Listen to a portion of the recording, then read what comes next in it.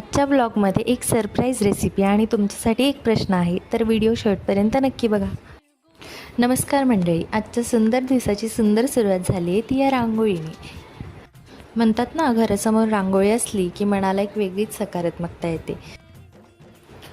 सकाळच्या नाश्त्याचं नाव काढलं की पहिली रेसिपी आठवते ती कांदा पोहे. तर आज बनवलेत मी खमंग आणि मस्त असे कांदा पोहे. चहासोबत गरमागरम पोहे खायला या मग सगळे. आणि आज ना काहीतरी खास बेत आहे. आज आमच्या आहोंसाठी त्यांच्या आवडीचे गुलाबजामुन बनवायला घेतलेत. कधीकधी असं काहीतरी गोड बनवायला खूप मज्जा येते. तसे मी आज फर्स्ट टाईमच गुलाबजामुन बनवलेत, त्यामुळे मला कुठल्याच गोष्टीचा अंदाज नव्हता. पण गुलाबजामुन मात्र फार छान झाले होते. आता उन्हाळा सुरू झाला आहे आणि कैरीचा पदार्थ नसेल तर कसं चालेल.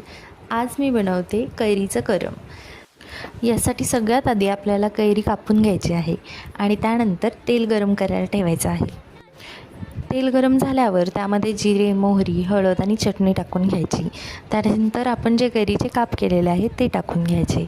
त्यामध्ये साखर आणि मीठ चवीनुसार टाकून घ्यायचे आणि अशा तऱ्हेने आपले कैरीचं करम तयार आहे. एकदा नक्की ट्राय करून बघा. यानंतर मी माझं ऑफिसचं काम करायला घेतलं आणि मग आमच्या आहोंनी माझ्यासाठी आईस्क्रीम आणून दिलं. काम उरकून आम्ही जातो आता थेट आमच्या शेतात. इथे सगळीकडं कसं हिरवंगार आणि शांत वाटतं आहे. पण मंडळी, तुमच्यासाठी एक छोटासा प्रश्न. हे जे काही समोर पीक दिसतंय ना, ते कशाचं आहे ओळखा बघू. आणि ज्यांना माहिती आहे त्यांनी कमेंटमध्ये नक्की सांगा. शेतात आलो आणि कढीपत्ता नेला नाही तर कसं चालेल. मी बाबांना थोडा कढीपत्ता मागितला तर त्यांनी बघा किती सारा ताजा कढीपत्ता तोडून दिला आहे. घरच्या झाडाचा हा सुवास काही वेगळाच असतो. परत येताना वाटेत यांची शाळा लागली. किती छान वाटतं ना जुन्या आठवणींना उजाळा देताना. तर असा होता माझा आजचा छोटासा दिवस. तुम्हाला हा व्लॉग कसा वाटला कमेंटमध्ये नक्की सांगा. पुन्हा भेटू पुढच्या व्लॉगमध्ये. धन्यवाद.